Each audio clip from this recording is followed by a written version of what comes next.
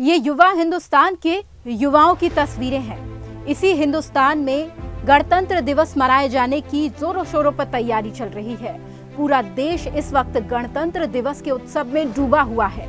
जी हाँ, वही गणतंत्र दिवस जिसके मायने हमें सिखाते हैं समानता और अधिकार। लेकिन वो अधिकार, वो समानता युवाओं के लिए इस देश में नहीं है। क्या वाकई युवाओं के लिए समानता और अधिकार नहीं है? क्योंकि ये तस्वीरें आपको बयां करेंगी, जो तस्वीरें अब हम आपको दिखाएंगे वो तस्वीरें बयां करेंगी कि वाकई समानता और अधिकार युवाओं के लिए इस देश में उनके अधिकारों का खुलेआम हनन हो रहा है। कैसे? पहले तस्वीरें देखिए, उसके बाद पूरा मामला क्या है वो हम आपको बताएंगे। बता रहे हैं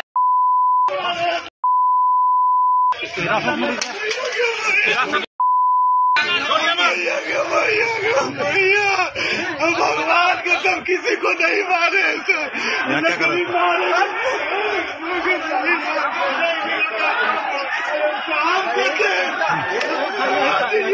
नहीं कुछ किया। प्लीज सर, अकेला भी नहीं मारे सर, कभी गलती से भी सर आपसे जान मार दीजिए सर हमको नहीं। एक रेलवे स्टेशन पर प्रदर्शनकारियों के हुजूम ने कब्जा जमा लिया। 9 घंटे तक भारी बवाल हुआ।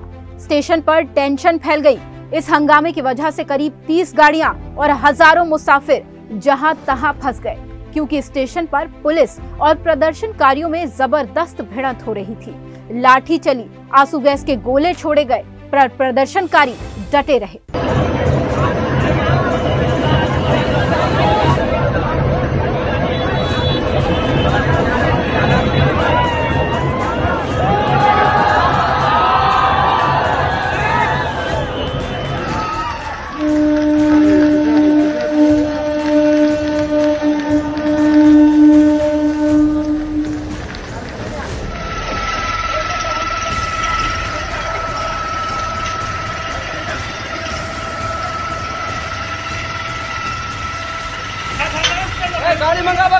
गाड़ी वाला मंगाइए।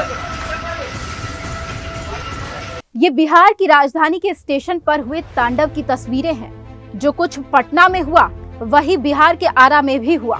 स्टेशन पर प्रदर्शन करने वाले, रेलवे ट्रैक को जाम करने वाले कोई रेल यात्री नहीं थे। ये बड़ी तादाद में पहुंचे वो छात्र थे जिनके साथ बहुत बड़ा धोखा हुआ है। इस अन्याय की पूरी क्रोनोलॉजी मैं आपको बताऊंगी। ये है क्रोनोलॉजी।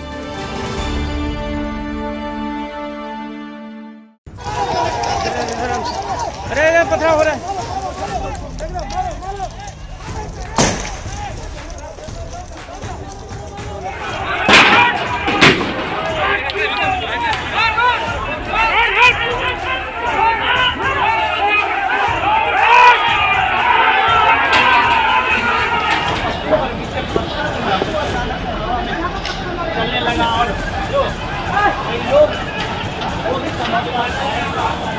ये रेलवे में सरकारी नौकरी के लिए आरआरबी एनटीपीसी की परीक्षा देने वालों का आंदोलन है, जो सोमवार को रेलवे स्टेशन और पटरी तक जा पहुंचा। आंदोलन सिर्फ यहीं पर नहीं हुआ, ट्विटर की दुनिया में भी विरोध की सुनामी दिखी। तो सवाल यही है कि आखिर सर्द मौसम में हजारों लाखों की तादाद में स्टूडेंट्स आंदोलित क्यों हैं? वो अपना हक मांग रहे हैं, बदले में लाठी मिल रही है। वो अपना अधिकार मांग रहे हैं, लेकिन गालियां मिल रही हैं। वो इंसाफ मांग रहे हैं, पर उन पर आंसू गैस के गोले बरसाए जा रहे हैं।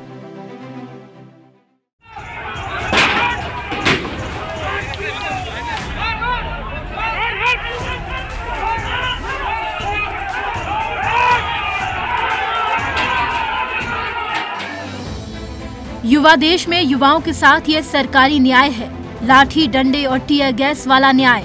ये वो इंसाफ है जिससे पूरे देश को हैरान और परेशान होने की जरूरत है, क्योंकि इन युवाओं के साथ जो कुछ हो रहा है वो किसी भी सूरत में सही नहीं है। आखिर इन छात्रों के साथ खाकी ने ऐसा सलूक क्यों किया? सरकारी तंत्र ने इन पर लाठी डंडे क्यों बरसाए? क्या इन्हें प्रदर्शन करने, अपने हक की आवाज उठाने, अपने हक को मांगने का अधिकार नहीं है? क्या उस स्कैम के खिलाफ आंदोलित होने का अधिकार नहीं है जो रेलवे एग्जाम में इनके साथ हुआ है? आरआरबी एनटीपीसी की परीक्षा में धांधली हुई, घोटाला हुआ, गड़बड़ी की गई। इस तरह 1 करोड़ 20 लाख छात्रों के साथ अन्याय हुआ। उनके भविष्य से खिलवाड़ हुआ। यही आरोप है रेलवे की नौकरी के लिए परीक्षा देने वालों का, यही इल्जाम है प्रदर्शनकारियों का। 15 जनवरी 2022 इसी तारीख को आरआरबी एनटीपीसी की परीक्षा के नतीजे घोषित किए गए थे।